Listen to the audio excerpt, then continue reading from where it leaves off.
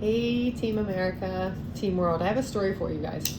On the eve of our 4th of July, I think that we should hear this on the 250th anniversary.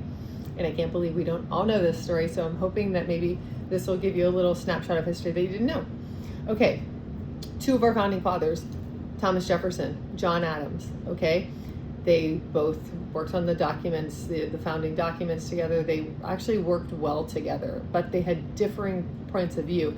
Jefferson was very much into he was like a modern day libertarian. Adams was, he was a Democratic Republican. So they just butted heads in that capacity.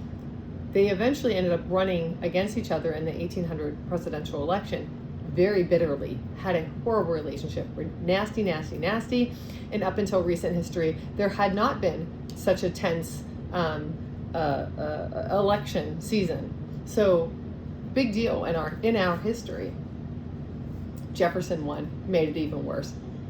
Well, made the tension even worse between them. Adams was a very proud man.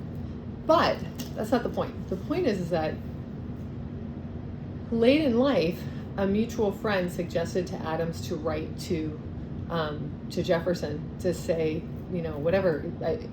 They knew that there was chemistry there between them in their working relationship. And this kicked off a 14-year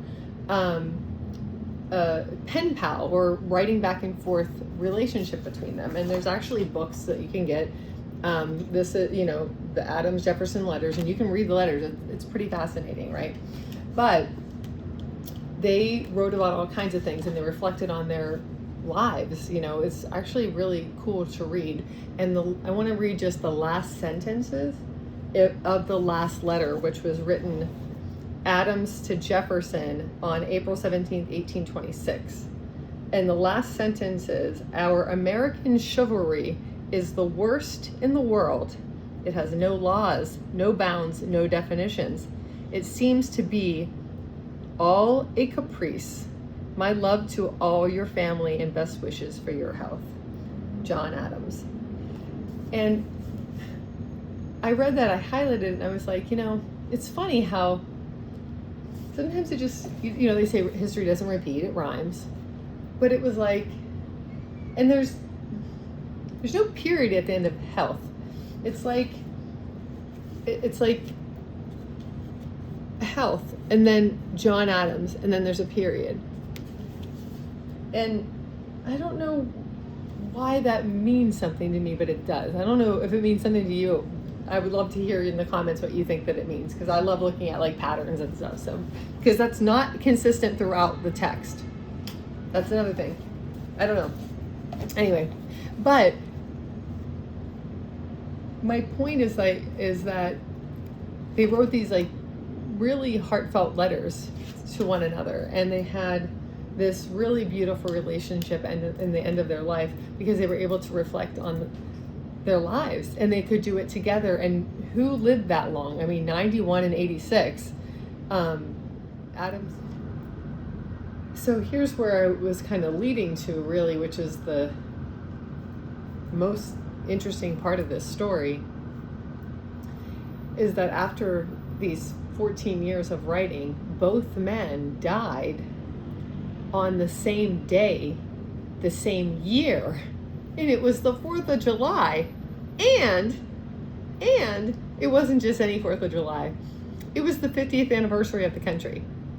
So both Jefferson and John Adams, not John Quincy Adams, that was his son, died on July 4th, 1826. You can search that up. And Adams actually even said, I believe it was Thomas Jefferson lives or something. Jefferson had already passed a few hours prior to this. So Jefferson passed first. But Adams did remark about him in his final moments, which is also really interesting and beautiful, that they learned so much from each other, and that they learned so much from their lives, and that they recognized it in the end. At least there was some degree of recognition, even though we can all make arguments that, oh, this person is, goodness knows they both were flawed men, aren't we all?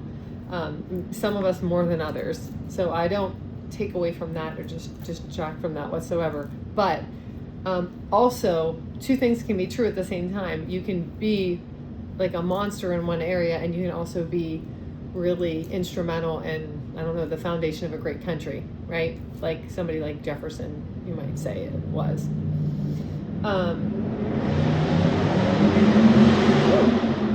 That was loud. Anyway, I just wanted to share that little story because it's a story that I love, and the book's awesome. I highly recommend it.